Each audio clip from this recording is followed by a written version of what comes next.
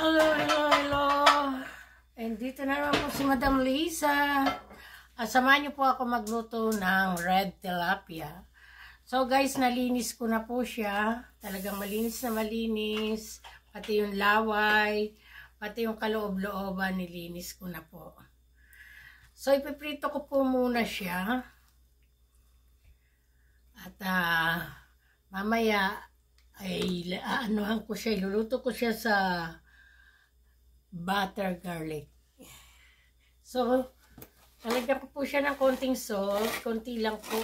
Ayan, konti lang. Kasi ayoko po ng maalat dahil po yung butter siguro maalat na. Ayan.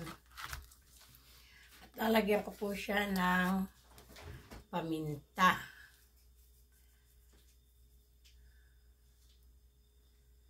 Paminta.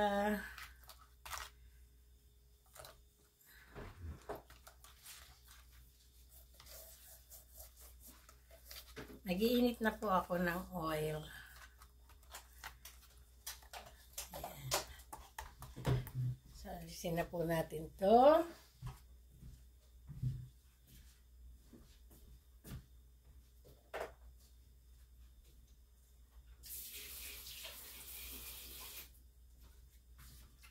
Guys, siya nga pala, hindi lang po sa pagluluto ang binibidyo ko. Mix po ang video ko. Hindi lang po pagluluto. Kaya po pasensya na kayo. Pag sinisipag magluto, ibibidyo ko. Pero po pagka tinatamad, iba naman po yung video ko. Mix po yung video ko. So, itayin po natin na uminit ang ating oil.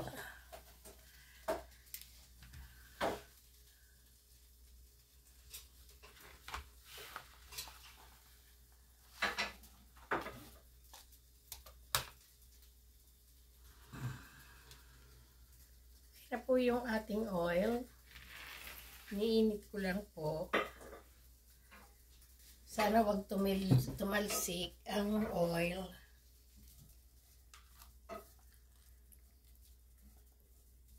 Tignan po natin kung mainit na. Ayan, mainit na po.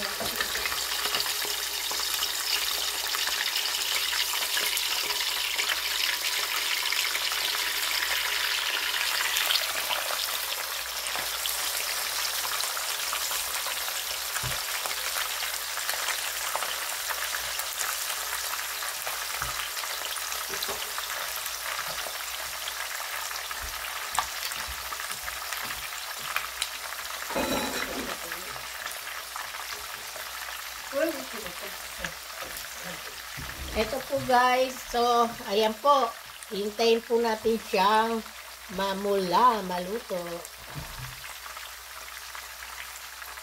Tapos, kumuha ng plato. Ito guys, hintay lang po na mamula, na maluto.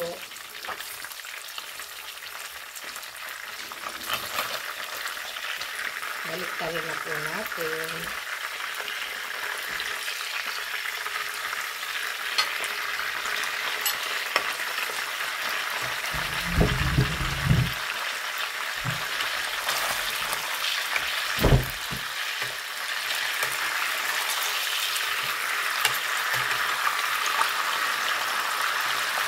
Bumutan po natin siya.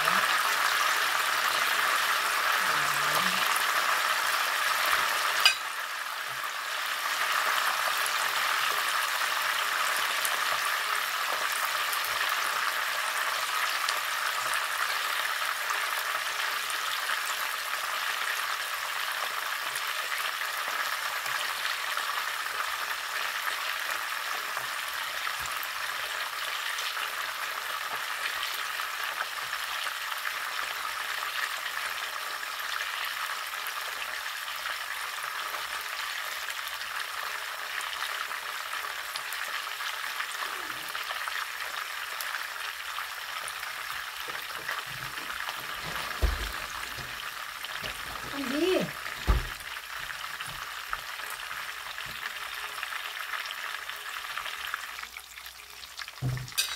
So guys, eto na po siya. Luto na siya.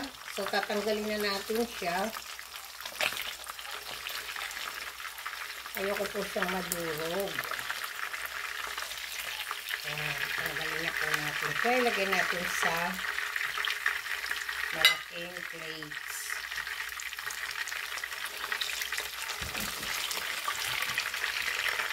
Naglalagay po tayo ng ibang kawali.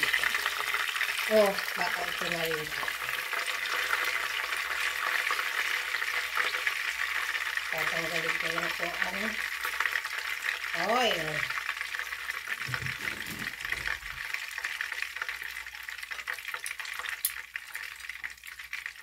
So guys, ito na po yung na-fry natin. Ayan.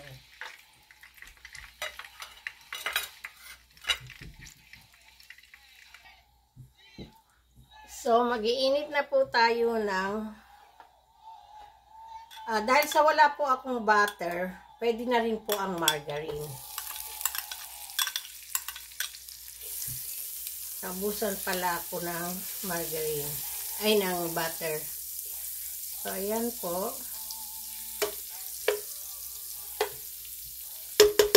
Habang umiinit ang ating margarine, kasi madali po siyang matutong.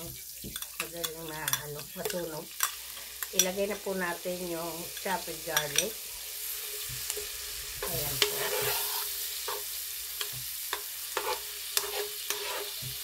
May gata po siya. Lalagyan ko po siya ng gata. Isang latang gata.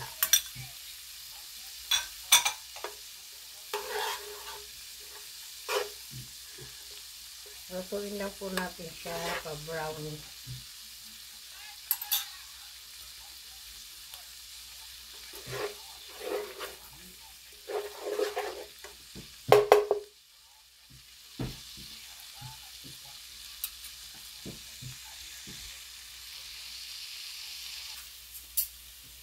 Ito na guys, okay na po siya. Maglalagay po ako ng konting sili. Ayan na. Ang bango. Ayan, lulugin ko po siya ng konti para kumapit po yung anghang niya dito sa margarine at sa garlic. So, ilalagay na po natin itong gata. Grabe naman po ang pagbagsak ng gata. Ayan na po guys. Hintayin lang po natin siyang kumulo. Haluin lang po natin.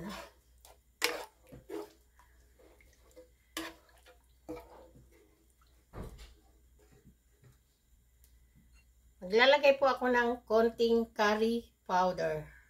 Ayan. Konti lang po siya at paminta po.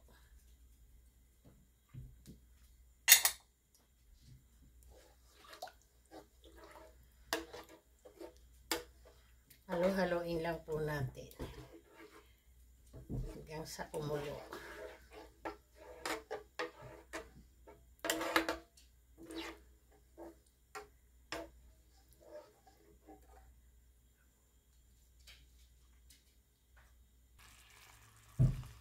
So na guys, kumukulo na siya. Hindi po ako naglagay ng salt dito kasi po yung tilapia may asin na. Alam niyo po, ingat-ingat tayo sa matamis at maalat. Ayan po, ilagay na natin siya.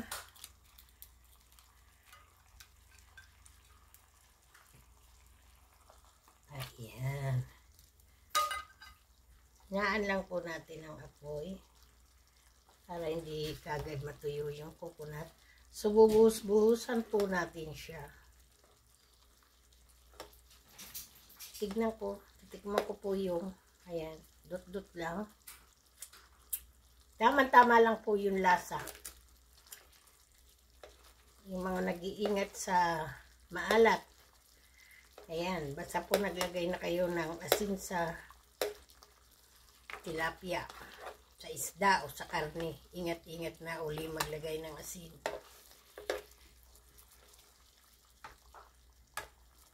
Ayan, di ba po? Ang ganda, oh. Hintay-hintayin ko lang po uli na malutong maluto. Open po natin siya para malagyan ng sauce ang loob. Para po pumasok sa loob yung lasa. Babalik na rin po natin siya mamaya. Ayan, oh. Diba guys? Ayan, ikot-ikutin po natin para makita naman sa camera. Ito na po, malapit na matapos ang aking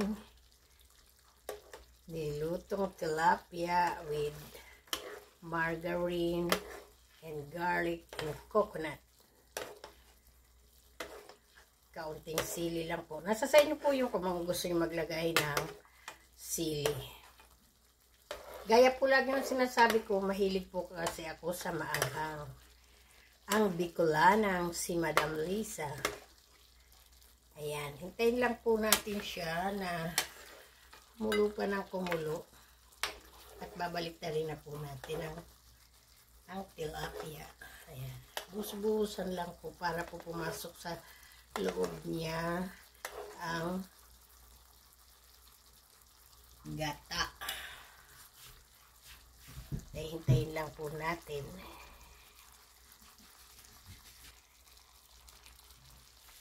So, ayan na guys. Creamy na po yung gata niya na may margarine. Tignan nyo po, oh. Ganda na pagka-creamy niya. Ayan.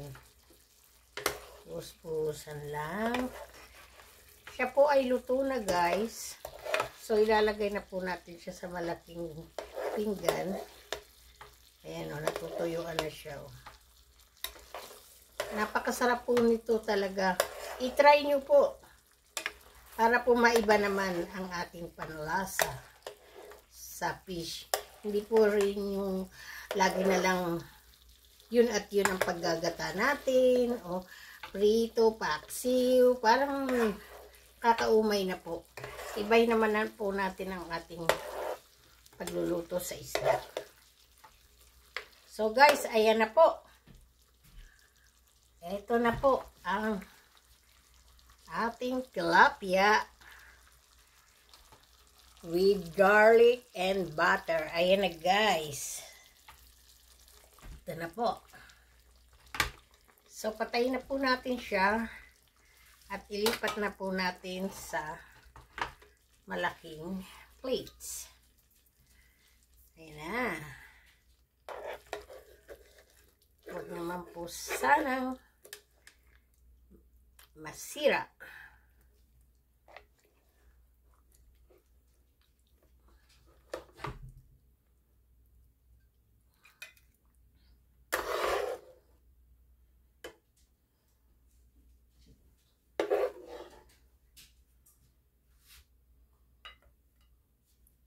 Hanggang bukas ko na po itong ulam.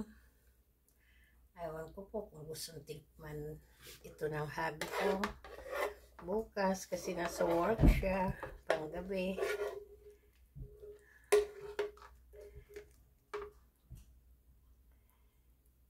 Ayan na guys. So, lalagay po natin yung sauce.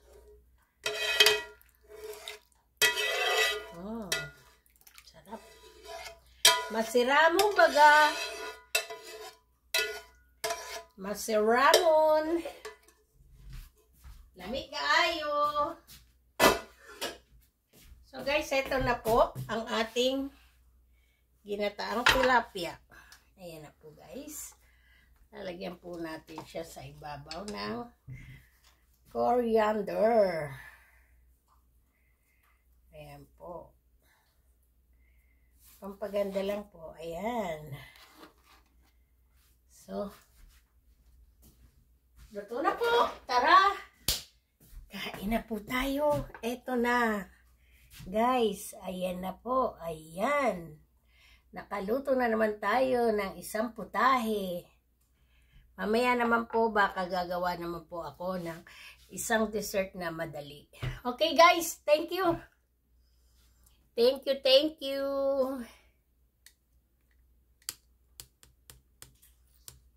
Thank you po guys. Thank you, thank you. Kain tayo. Tara. Thank you. Sana po mag-like kayo o comment. Subscribe po. Okay, thank you.